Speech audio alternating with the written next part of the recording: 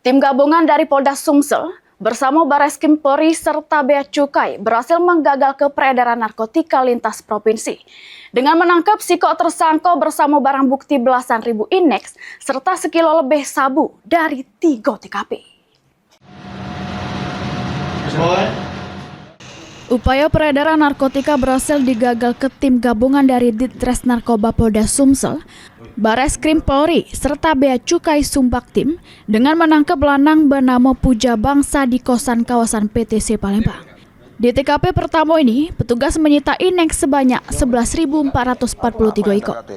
Petugas melakukan pengembangan sampai ke ekspedisi daerah Lahat, sehingga dapati barang bukti 309,47 gram sabu. Kemudian di ekspedisi 4 Lawang, petugas nyita barang bukti lagi sabu seberat 1,09 gram. Modus pelaku ialah memanfaatkan jasa ekspedisi untuk mendistribusi ke barang haram tersebut.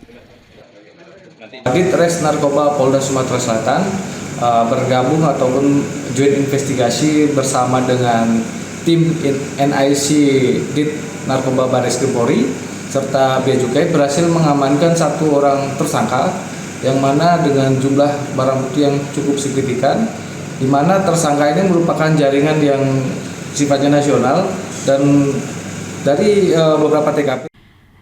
Ini pelaku sama barang bukti sudah diamankan di Bareskrim Polri untuk proses hukum lebih lanjut. Mulyadi, PAL TV.